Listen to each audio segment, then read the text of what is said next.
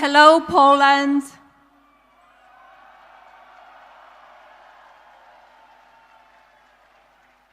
Thank you very much. My husband and I have enjoyed visiting your beautiful country.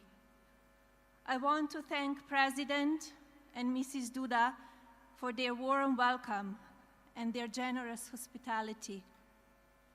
I had the opportunity to visit the Copernicus Science Center today and found it not only informative, but thoughtful in its mission, which is to inspire people to observe, experiment, ask questions, and seek answers.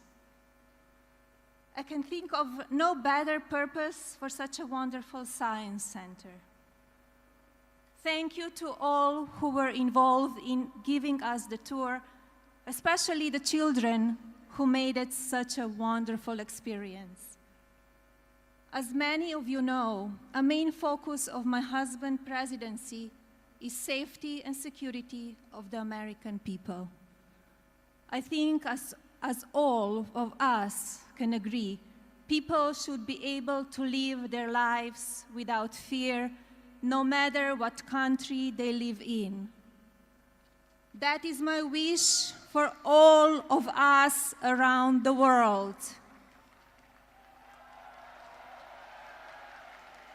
Thank you again for this wonderful welcome to your very special country.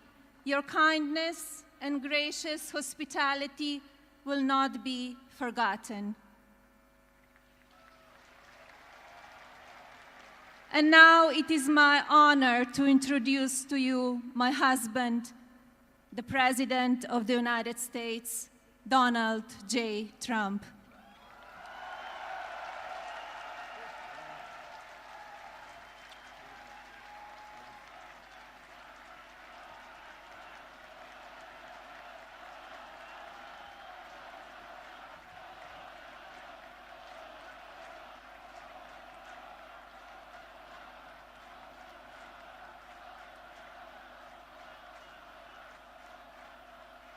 Thank you very much. That's so nice.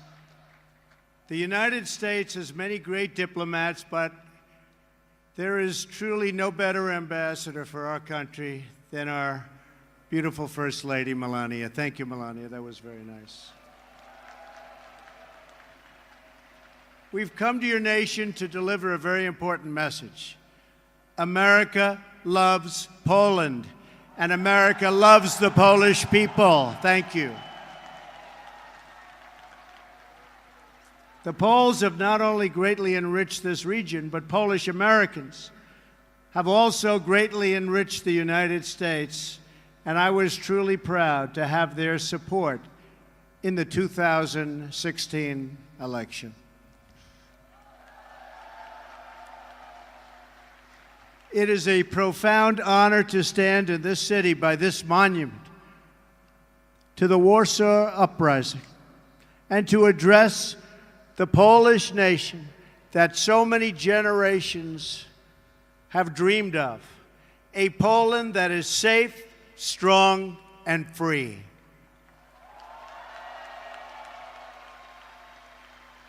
President Duda and your wonderful First Lady, Agata, have welcomed us with the tremendous warmth and kindness for which Poland is known around the world. Thank you.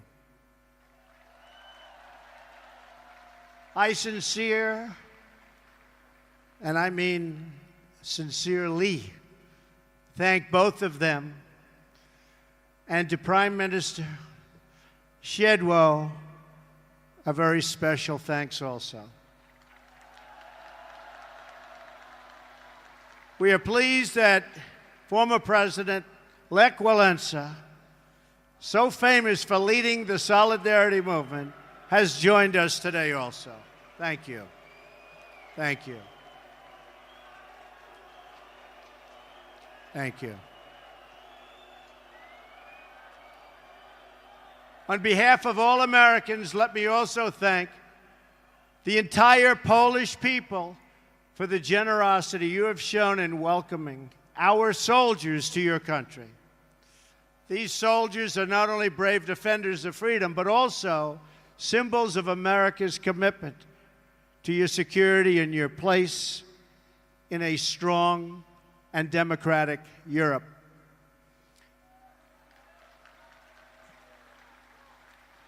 We are proudly joined on stage by American, Polish, British, and Romanian soldiers. Thank you. Thank you. Great job. President Duda and I have just come from an incredibly successful meeting with the leaders participating in the 3 Cs initiative. To the citizens of this great region, America is eager to expand our partnership with you. We welcome stronger ties of trade and commerce as you grow your economies. And we are committed to securing your access to alternate sources of energy, so Poland and its neighbors are never again held hostage to a single supplier of energy.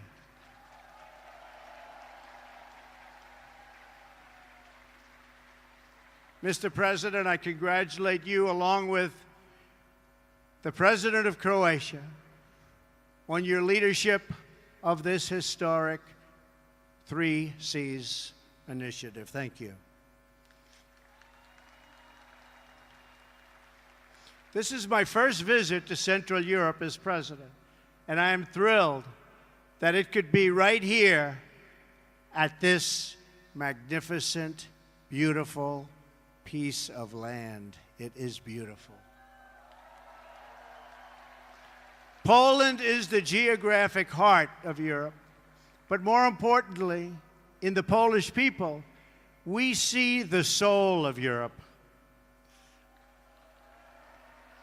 Your nation is great because your spirit is great, and your spirit is strong.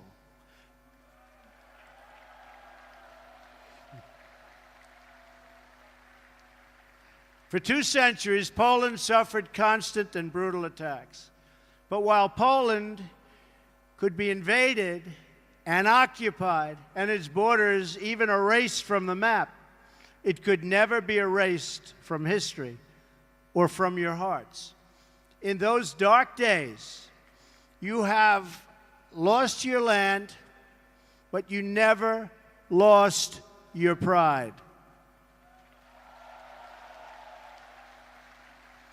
So it is with this true admiration that I can say today that from the farms and villages of your countryside to the cathedrals and squares of your great cities, Poland lives, Poland prospers, and Poland prevails.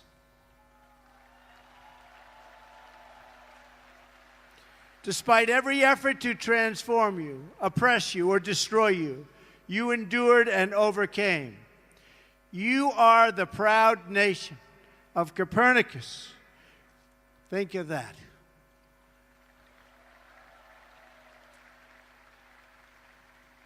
Chopin, St. John Paul II.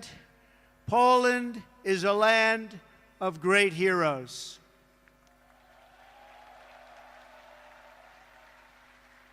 And you are a people who know the true value of what you defend. The triumph of the Polish spirit over centuries of hardship gives us all hope for a future in which good conquers evil and peace achieves victory over war. For Americans, Poland has been a symbol of hope since the beginning of our nation. Polish heroes and American patriots fought side by side in our War of Independence and in many wars that followed. Our soldiers still serve together today in Afghanistan and Iraq, combating the enemies of all civilization. For America's part, we have never given up on freedom and independence as the right and destiny of the Polish people, and we never, ever will.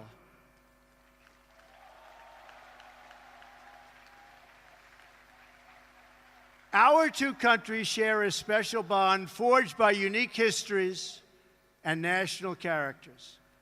It's a fellowship that exists only among people who have fought and bled and died for freedom. The signs of this friendship stand in our nation's capital. Just steps from the White House, we've raised statues of men with names like Pulaski and Kosciuszko.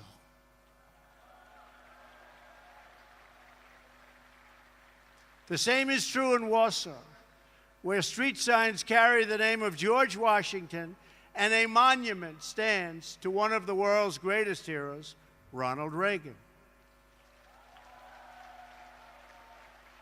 And so I am here today, not just to visit an old ally, but to hold it up as an example for others who seek freedom and who wish to summon the courage and the will to defend our civilization.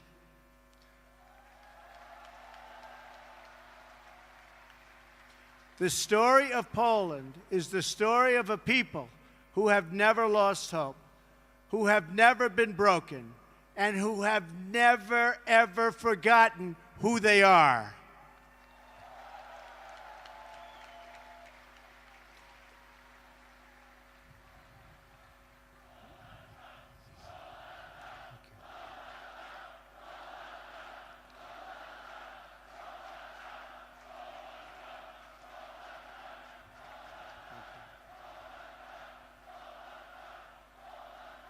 Thank you so much. Thank you.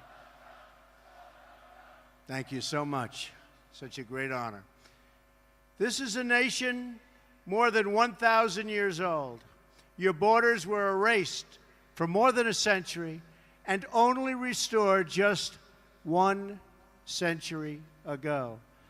In 1920, in the miracle of Vistula, Poland stopped the Soviet army bent on European conquest.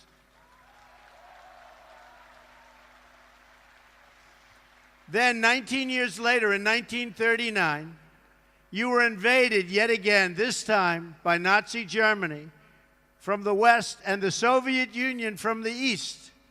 That's trouble. That's tough. Under a double occupation, the Polish people endured evils beyond description.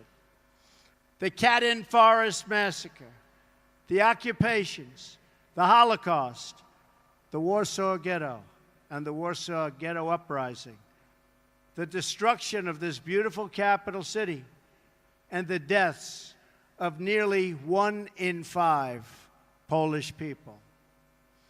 A vibrant Jewish population, the largest in Europe, was reduced to almost nothing after the Nazis systematically murdered millions of Poland's Jewish citizens, along with countless others during that brutal occupation. In the summer of 1944, the Nazi and Soviet armies were preparing for a terrible and bloody battle right here in Warsaw. Amid that hell on earth, the citizens of Poland rose up to defend their homeland.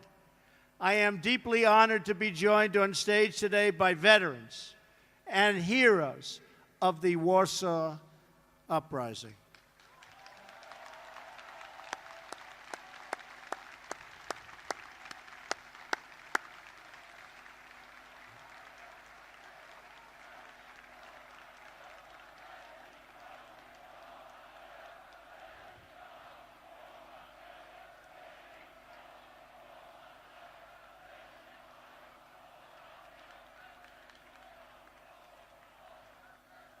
What great spirit. We salute your noble sacrifice, and we pledge to always remember your fight for Poland and for freedom. Thank you. Thank you. This monument reminds us that more than 150,000 Poles died during that desperate struggle to overthrow oppression. From the other side of the river, the Soviet armed forces stopped and waited. They watched as the Nazis ruthlessly destroyed the city, viciously murdering men, women, and children. They tried to destroy this nation forever by shattering its will to survive. But there is a courage and a strength deep in the Polish character that no one could destroy. The Polish martyr, Bishop Michael Kozel, said it well: more horrifying than a defeat of arms is a collapse of the human spirit. Through 4 decades of communist rule, Poland and the other captive nations of Europe endured a brutal campaign to demolish freedom, your faith, your laws, your history, your identity, indeed the very essence of your culture and your humanity. Yet through it all, you never lost that spirit.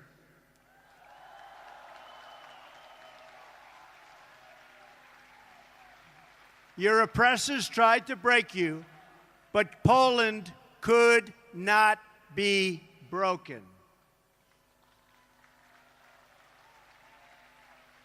And when the day came on June 2nd, 1979, and 1 million Poles gathered around Victory Square for their very first Mass with their Polish Pope, that day every communist in Warsaw must have known that their oppressive system would soon come crashing down. They must have known it at the exact moment during Pope John Paul II's sermon, when 1 million Polish men, women, and children suddenly raised their voices in a single prayer. 1 million Polish people did not ask for wealth. They did not ask for privilege. Instead, 1 million Poles sang 3 simple words: "We want God."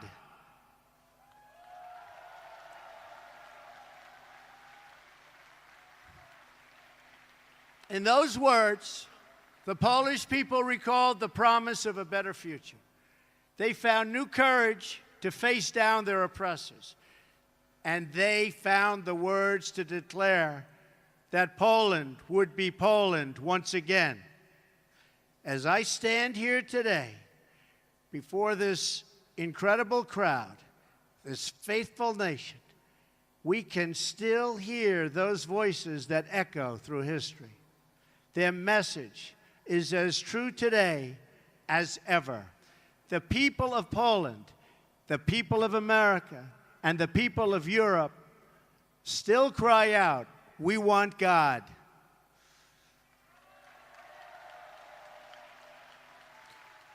Together with Pope John Paul II, the Poles reasserted their identity as a nation devoted to God.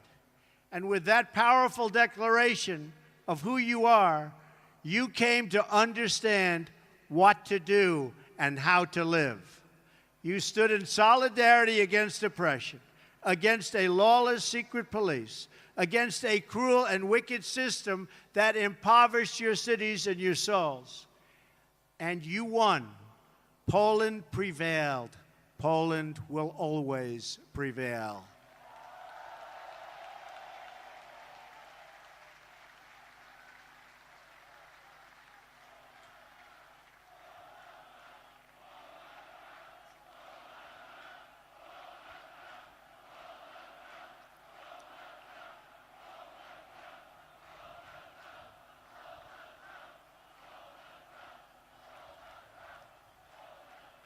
Thank you. You were supported in that victory over communism by a strong alliance of free nations in the West that defied tyranny. Now among the most committed members of the NATO alliance, Poland has resumed its place as a leading nation of a Europe that is strong, whole, and free. A strong Poland is a blessing to the nations of Europe, and they know that. A strong Europe is a blessing to the West and to the world.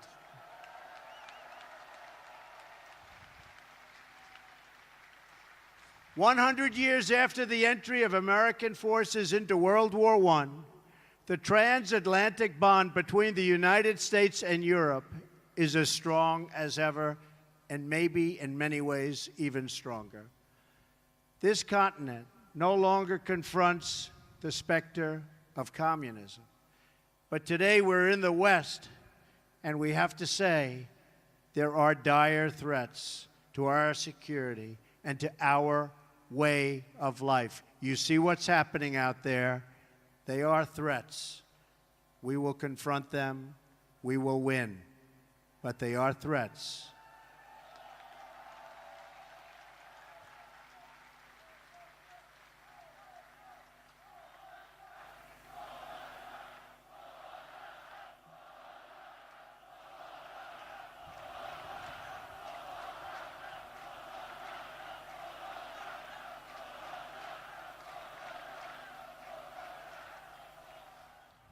We are confronted by another oppressive ideology, one that seeks to export terrorism and extremism all around the globe.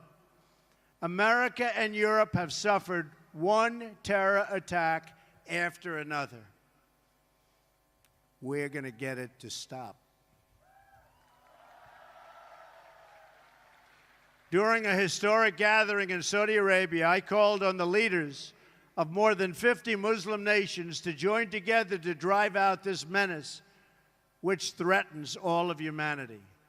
We must stand united against these shared enemies to strip them of their territory and their funding and their networks and any form of ideological support that they may have.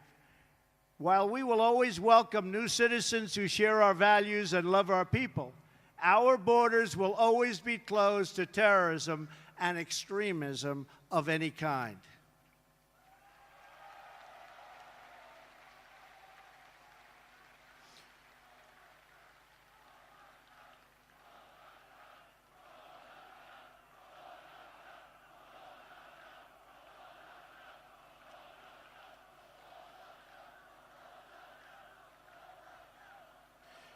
We are fighting hard against radical Islamic terrorism, and we will prevail. We cannot accept those who reject our values and who use hatred to justify violence against the innocent. Today, the West is also confronted by the powers that seek to test our will, undermine our confidence, and challenge our interests. To meet new forms of aggression, including propaganda, financial crimes, and cyber warfare, we must adapt our alliance to compete effectively in new ways and on all new battlefields. We urge Russia to cease its destabilizing activities in Ukraine and elsewhere, and its support for hostile regimes, including Syria and Iran, and to instead join the community of responsible nations in our fight against common enemies and in defense of civilization itself.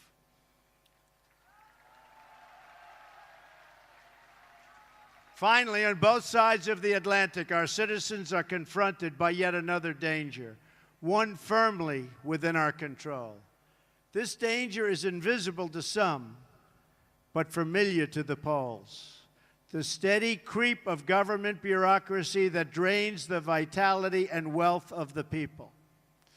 The West became great, not because of paperwork and regulations, but because people were allowed to chase their dreams and pursue their destinies. Americans, Poles, and nations of Europe value individual freedom and sovereignty. We must work together to confront forces, whether they come from inside or out, from the South or the East, that threaten over time to undermine these values and to erase the bonds of culture, faith, and tradition that make us who we are.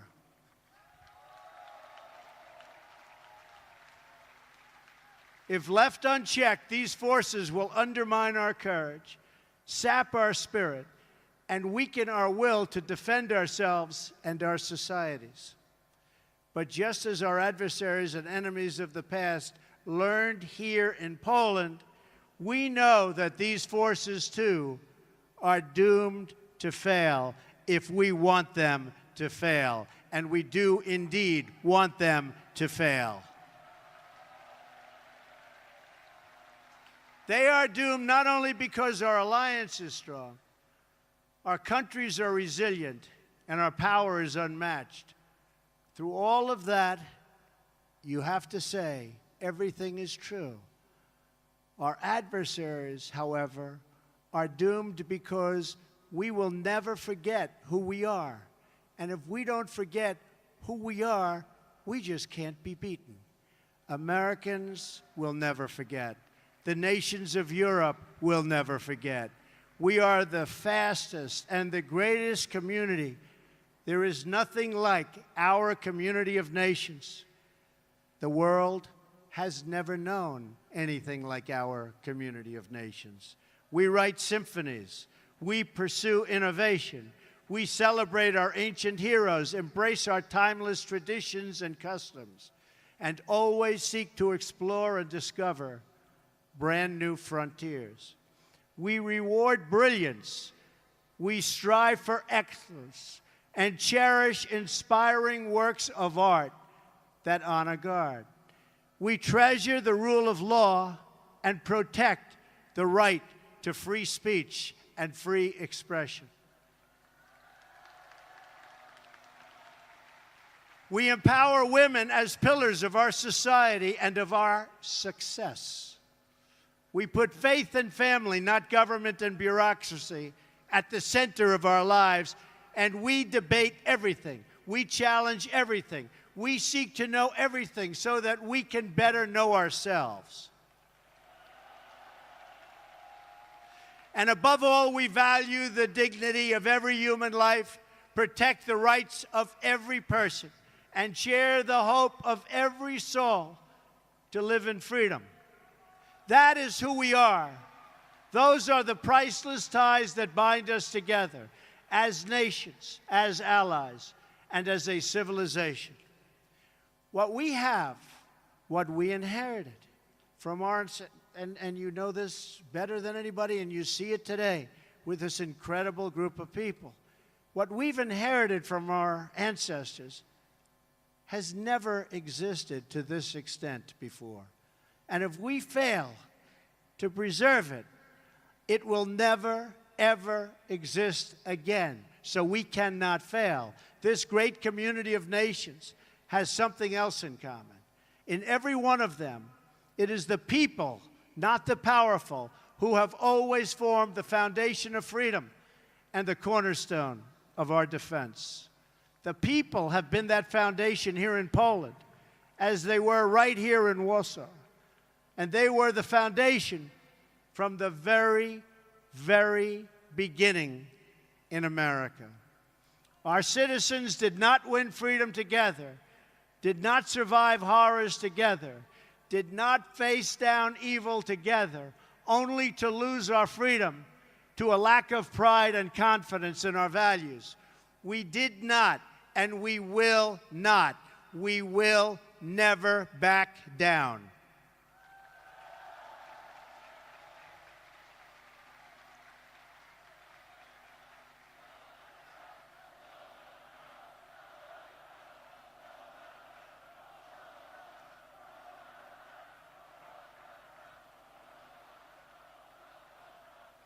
As long as we know our history, we will know how to build our future. Americans know that a strong alliance of free, sovereign, and independent nations is the best defense for our freedoms and for our interests. That is why my administration has demanded that all members of NATO finally meet their full and fair financial obligations. As a result of this insistence, billions of dollars more have begun to pour into NATO. In fact, people are shocked, but billions and billions of dollars more coming in from countries that, in my opinion, would not have been paying so quickly. To those who would criticize our tough stance, I would point out that the United States has demonstrated, not merely with words, but with its actions, that we stand firmly behind Article 5, the mutual defense commitment. Words are easy, but actions are what matters. And for its own protection, and you know this, everybody knows this, everybody has to know this, Europe must do more. Europe must demonstrate that it believes in its future by investing its money to secure that future. That is why we applaud Poland for its decision to move forward this week on acquiring from the United States the battle-tested Patriot air and missile defense system, the best anywhere in the world. That is also why we salute the Polish people for being one of the NATO countries that has actually achieved the benchmark for investment in our common defense. Thank you, Poland. I must tell you, the example you set is truly magnificent, and we applaud Poland. Thank you. We have to remember that our defense is not just a commitment of money, it is a commitment of will. Because as the Polish experience reminds us, the defense of the West ultimately rests not only on means, but also on the will of its people to prevail and be successful and get what you have to have. The fundamental question of our time is whether the West has the will to survive. Do we have the confidence in our values to defend them at any cost? Do we have enough respect for our citizens to protect our borders? Do we have the desire and the courage to preserve our civilization in the face of those who would subvert and destroy it? We can have the largest economies and the most lethal weapons anywhere on earth. But if we do not have strong families and strong values, then we will be weak and we will not survive. If anyone forgets the critical importance of these things, let them come to one country that never has. Let them come to Poland.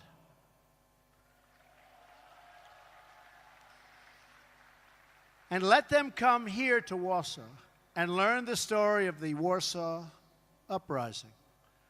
When they do, they should learn about Jerusalem Avenue. In August of 1944, Jerusalem Avenue was one of the main roads running east and west through this city, just as it is today. Control of that road was crucially important to both sides in the battle for Warsaw. The German military wanted it as their most direct route to move troops and to form a very strong front.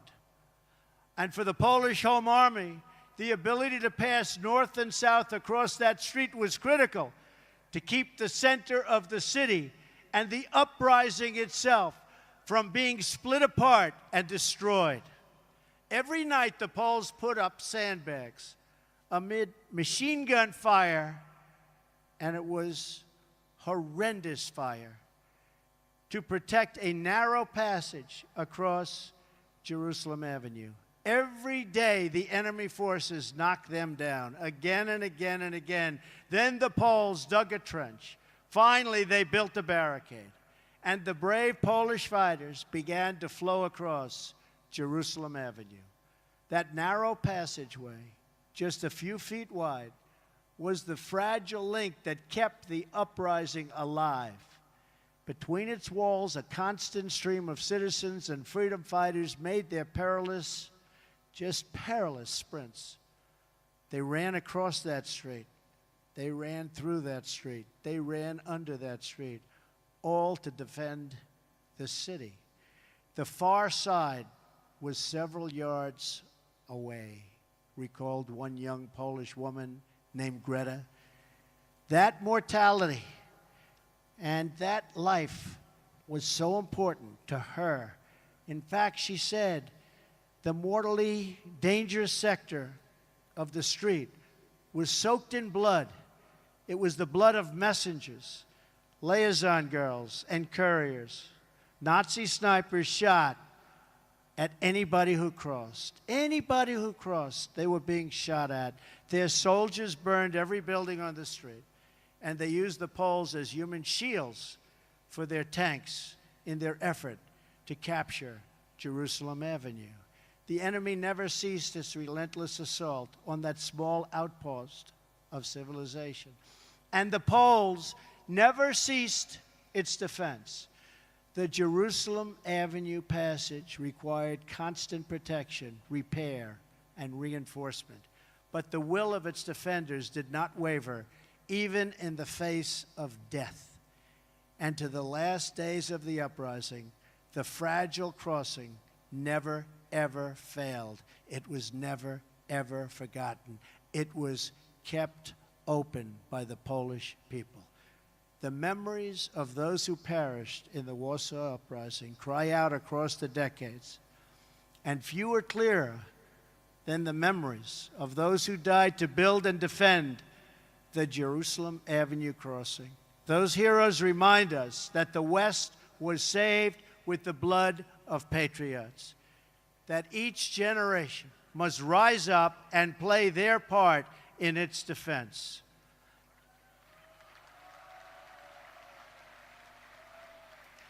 And that every foot of ground and every last inch of civilization is worth defending with your life.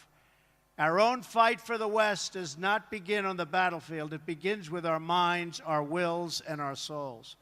Today, the ties that unite our civilization are no less vital and demand no less defense than that bare shred of land on which the hope of Poland once totally rested. Our freedom, our civilization, and our survival depend on these bonds of history, culture, and memory. And today as ever, Poland is in our heart, and its people are in that fight.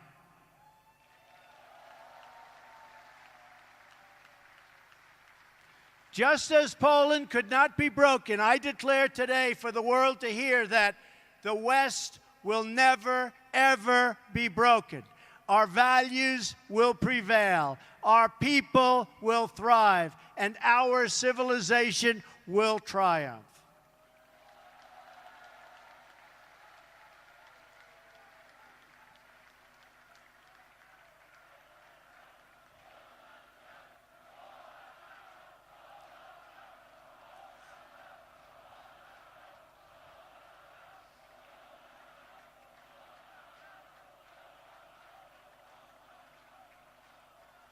Thank you.